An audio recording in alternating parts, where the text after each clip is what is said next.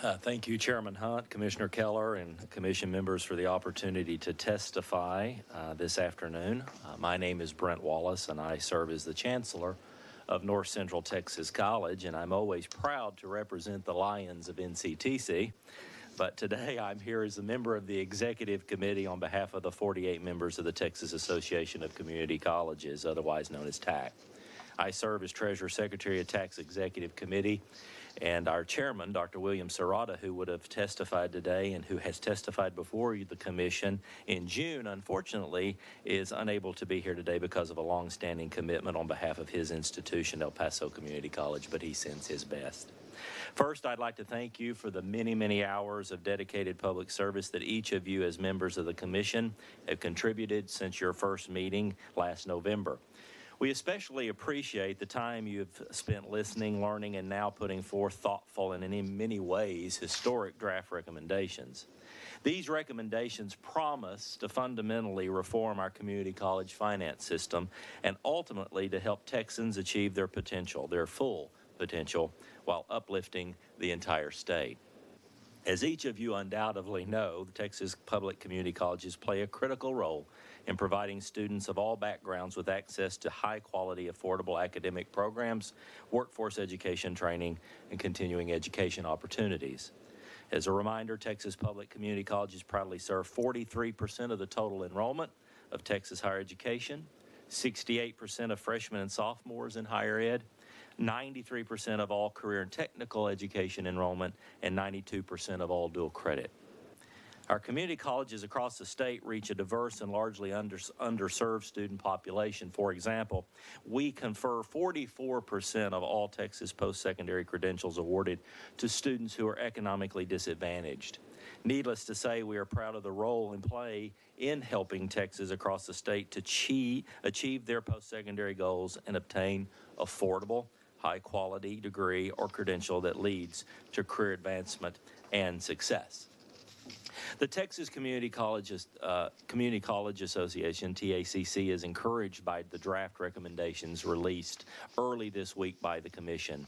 Specifically, we see a broad alignment between the Commission's draft recommendations and our recommendations that were presented by Dr. Serrata on behalf of TACC earlier in June. For example, since 2011, the number of certificates for CTE, or career and technical education, conferred by Texas community colleges has increased by 29% over that 10-year period. Thus, one of TACC's recommendations for this commission was the need for funding model to address higher costs associated with CTE, workforce education training, and continuing education instruction. We are very pleased that the draft recommendations contained important language regarding the need to invest additional state funds to not only stand up new CTE capacity, but to expand these programs, including non-credit continuing ed instruction, which allows Texans to quickly reskill and upskill into higher paying occupational pathways.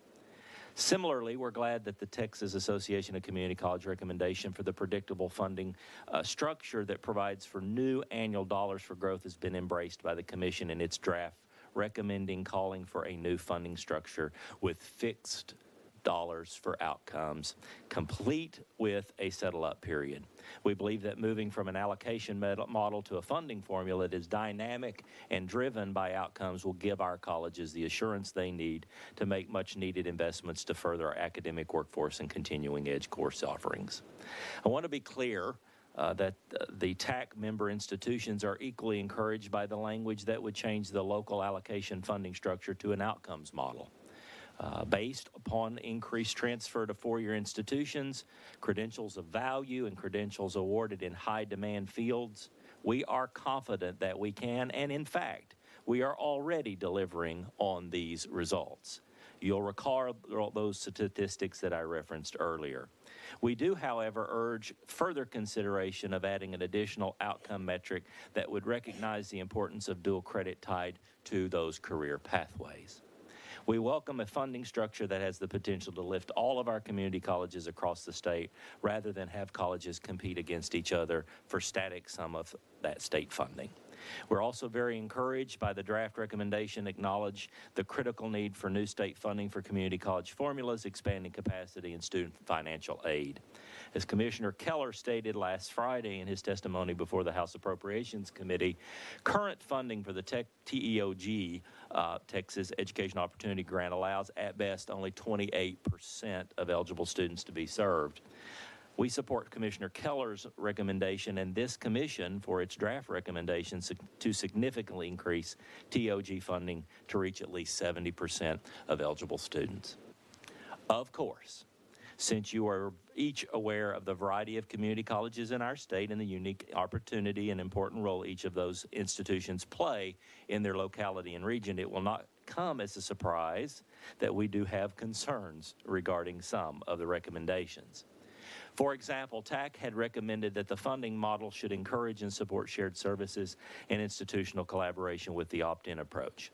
Thus, the draft recommendation stating that the certain colleges would be expected to participate in shared services is, we believe, worthy of consideration, and we clarified some of that this morning and will continue to work with you to do so. But all colleges, whether small or rural facing or large and urban, are constantly seeking ways to improve their efficiency across their college operations.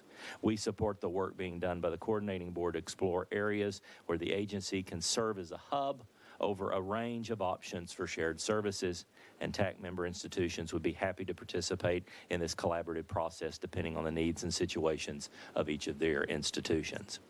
Likewise, I know that our smaller and rural-facing colleges appreciate the recommendation regarding the foundational guaranteed yield as an acknowledgement of the challenges those institutions face with lower taxable property values and declining populations. However, given the numerous factors that can influence property tax valuations and the volatility of those valuations, we urge further consideration regarding this leveling up process to ensure that consistency and predictability are built in for such needed funding. Lastly, we also believe that greater specificity and clarity is needed regarding the proposal that the coordinating board would set a uniform tuition rate for dual credit. If you already have heard from others, our colleges have a variety of arrangements with local independent school districts regarding dual credit tuition and waivers, depending on the needs of those local stakeholders. These decisions are currently made by local governing bodies, and while we strongly support broader access to dual credit, any uniform tuition rate for dual credit would have complications for some of our colleges' business models. We look forward to working together to further clarify this. In conclusion, Senate Bill 1230, Tax Priority Bill last session, which created the Texas Commission on Community College Finance, tasked the commission with making recommendations regarding state funding levels for community colleges to sustain and build upon the academic and workforce offerings and to improve student outcomes. The draft recommendations put forward by the commission are not tinkering at the margins.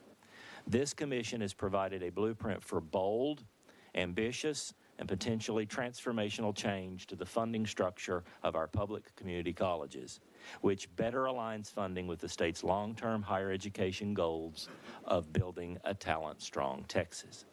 We look forward to continuing to work alongside you, the Commission, and the Texas Legislature to arrive at a final set of recommendations that will allow any student in our state to achieve their full potential. Done right, these recommendations can provide Texans a path out of poverty and a change the trajectory of entire families and generations. We can strengthen communities by better aligning educational pathways with existing opportunities and improve our workforce at a scale that benefits the entire state. Thank you for the opportunity to provide this testimony. I'd be happy to answer any questions that you may have. Open it up for questions. Dr. Wallace. Yeah, Steve. Thanks, Brent. So can you talk a little bit about the shared services issue and the concerns that some of the members have had? I'm a little unclear about whether they support that or don't support it. I would say, Dr. Head, that yes, they do support it. It is an insecurity of what that will actually play out as at the local level. I can give you an example. For North Central Texas College, We've invested tremendous amounts of money in our major system that you mentioned earlier today, whether that's a learning management system. Let's just pretend we're talking about a learning management system across the state. We use Canvas. We've done tremendous work in that area, and we've tailored it, honestly, to what our students need and our faculty find is valuable. There's not an opposition to share that service. It's what will that do in the long term? Will that be a short fix? Will that be a long-term commitment fix? Or will that be something that complicates what's already been done? But we stand ready to have the conversation. I think anytime you mandate, there's just a worry to say, okay, what does that look like in its final stage? Okay. So so I think in our discussions, it wasn't about mandating anything. It was, if you want to do this and participate in, if the coordinating board had money and you needed help, we'll take your college. Sure. If you wanted to move to a new system, then the coordinating board might, or the state might help you to get involved in that system. I mean, ultimately, everybody's going to contribute their fair share, right? But I would, yes, and there's no opposition to that. okay. In fact, I tell you, there are already good examples. T3 is a good example of institutions that have worked together on, and I think their product is Genzabar, J1. They've worked together on that product. There are several colleges, including, I believe, Midland. So it's not just regional. Midland College, I believe, joined that organization, if I'm correct, recently. They're sharing services now. There are those of us that have had conversations with other community colleges about how do you share perhaps a human resource mechanism or a payroll system, those kind of things, and no one is opposed to that. I think anytime you add the notion of mandated, it becomes a concern even of our governing boards and others about what does that entail. But hearing what we did this morning, I think we've eliminated some of even the concerns that I may have been expressing in this. So if I could ask one more question, right ahead, please. This is about dual credit. So I'm confused because some TAC members want a common charge, right? And then others don't. Same thing with the trustees. We are a diverse group. Independently accredited, independently. You know, Steve, it really gets down to the notion of, for example, again at North Central Texas College, when 80% of our students are coming from out of district, you can't have the same dual credit rate and generate the necessary funds to even pay the faculty in that case. So I think it's the insecurity of what that would look like, and until we do some of what the commissioner said this morning, until we start seeing some of the hard data pull on what would that look like and what would that do for each institution, it's hard to be fully committed. But no one's opposed to driving the cost of education down further. Good answer. Thank you. If William were here, I'd ask the same question. I wish William was here. I don't not quite know how you get to that. I don't know whether you're talking about putting a floor or a cap, right? And again, I think that goes back to what the data shows. It could be a floor, but then there's just so many options that we want, and that's why we want to work alongside the commissioner and the commission to say we want to be a part of that conversation as the Texas Association of Community Colleges, because we want it to be right for everyone as well. Yeah, okay, thank you. Thank you, sir. Todd? If I could just follow up on that. I think what I'm trying to struggle with is that, in our commission meetings, we talked about, do you do this as a financial aid? Do you do this as a K through 12 allotment that is provided to the district, and then they effectively buy dual credit? So it feels like to me the real question is, what's the marginal cost to deliver a class? Whether or not you're financed 20% in district, 80% out of district, or vice versa, to me, I'm struggling why that matters. Because that's just how your revenue is collected. This is a revenue that's coming completely from the state, funded by the state. So I'm trying to understand why the mix of your local in-district, out-of-district affects what the dual tuition credit rate should be. There's a lot of further pieces to that for the local level. So there are costs associated. I have one campus, for example, at North Central Texas College, that if I can't find local dual credit offering, I have to have someone drive 100 miles one way to serve that dual credit site. So there are, and of course, that particular campus pays a branch maintenance tax, and so we have a lesser dual credit rate for them because they're trying to participate in some way toward the overall maintenance of the college and that campus they have. I think the question becomes, how do we get at the actual cost of delivering a dual credit course? And I think it's very different because of what is expected by each ISD. There is a large influx of influence there, what they want. I'll give you examples. We serve 22 high schools. We serve very large districts of 115,000 students. They want embedded instruction. They want a different set. They want books included. They want those kinds of things. Another school district will send their students to a campus for every class. There's so many differences, and I think that's, again, where we need to look at that data and reflect on it. But no one, in our intent's not to say we're not aligned with a uniformal rate, but is there any flexibility built into that enabling us to say, well, there's a different nuance here. I'm having to pay a little extra to get that person from this campus to another. I've got to take that in consideration because for NCTC specifically example, our state appropriations don't cover the instructional costs anymore. They don't cover faculty salaries anymore. And so it's only about 20% of my budget. So everything is that. So I think what you're going to find is with the shift in our funding mechanism we're talking about here, this shift and the influence that's going to have on bottom line and on our ability, we can think about dual credit tuition in a different way than we are having to now.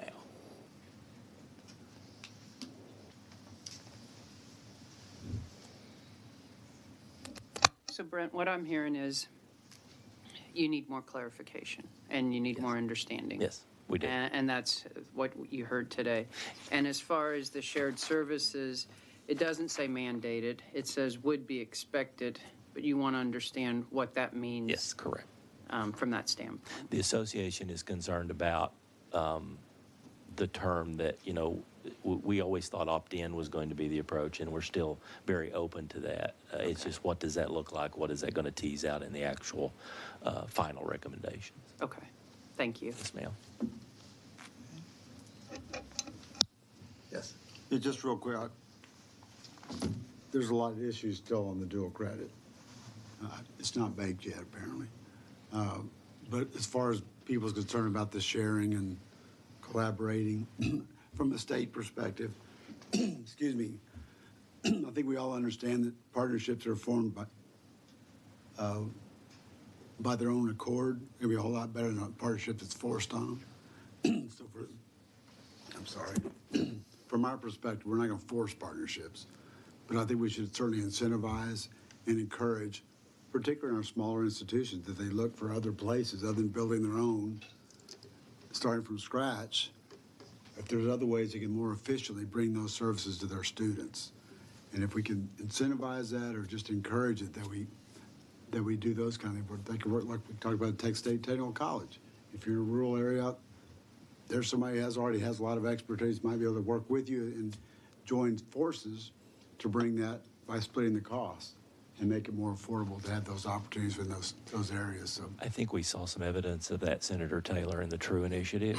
Yes. For example, again, North Central Texas College on round 2 partnered with Western Texas College. Mm-hmm. They're in Snyder. They were not necessarily, Dr. Beebe, their president, was not necessarily going to attempt to find any way of doing this because she said, we just don't have that. We undergirded that. We worked with our grant department to help them. And there's a prime example that everyone benefited, but it was a partnership, as you stated, that developed on its own. So well, we have 50 different community colleges out there, but I think the spirit of we got to work together for the benefit of Texans and getting that to the most efficient way possible. If we just had that, and I think we have that in a lot of cases, but whatever the state can do to encourage and in some cases incentivize it, I think the better off we all are. Sure. Yeah. Mr. Chair, can I ask just one last, and then I'll leave you alone. Thank you, Brent. Today I will, anyway. Yeah.